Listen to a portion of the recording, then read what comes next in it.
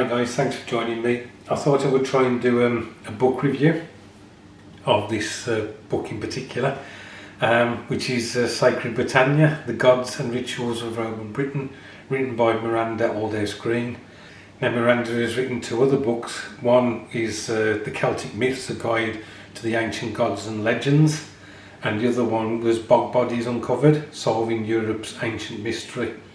So she is a professor emeritus at Cardiff University, and that to a certain extent comes across in the writing, where it's perhaps a bit dry. There's another book that I've read recently by another author, again another history book, and that reads much better.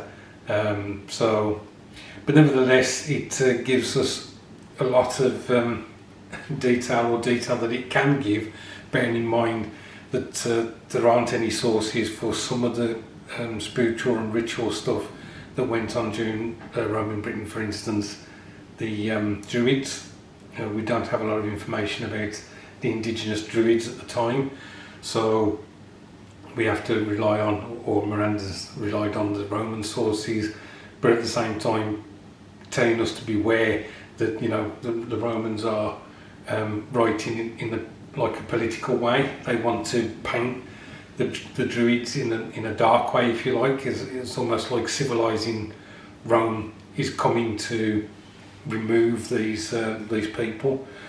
So we have to, you know, she's basically saying we have to be a bit careful, although there have been heads found at some ritual sites, which suggests that they may have been ritually killed, human sacrifices. The book has 235 pages, 125 illustrations, and it costs £15, which I think is a bit steep for a book of only, you know, that amount of pages, but you know, it is what it is. I bought this book because I wanted to relearn some of the stuff that I've seen over the years. Obviously, I've been fortunate enough to visit Hadrian's Wall, Colchester, Cirencester, Wall here in the Midlands, and of course the famous baths at Bath. I wanted to try and relearn some of the stuff that I had been aware of, but had completely forgotten about. The book covers the Roman gods that are introduced to Britain, brought to Britain by the Romans themselves, but of course there was other peoples that were part of the Roman army. There were Germans, for instance, Gauls, and people from like the Asian steppes and things like that, that brought their gods as well, which were also worshipped in Britain. And then you had the indigenous gods that already existed because of the Celtic people that existed in Britain at the time.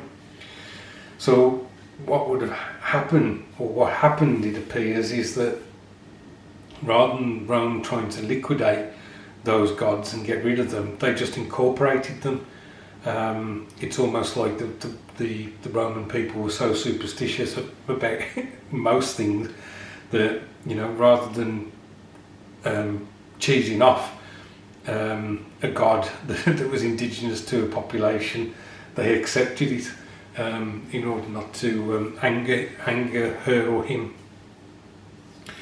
So an example of this, the baths in Bath, for instance, were dedicated to Sulis Minerva. Now Minerva is the Roman goddess of water, I think.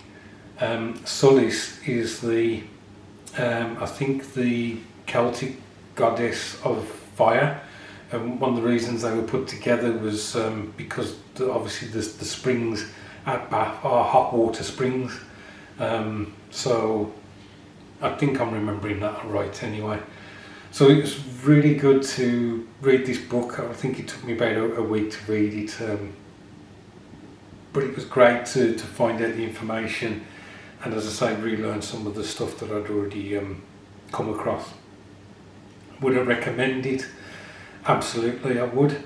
It was really good for somebody like myself who just wants a general knowledge of stuff, not to delve deeply into a particular god or goddess, if you see what I mean. So anyway guys, I hope you found that useful. Thanks ever so much for watching. Look after yourselves, and I'll catch up with you soon.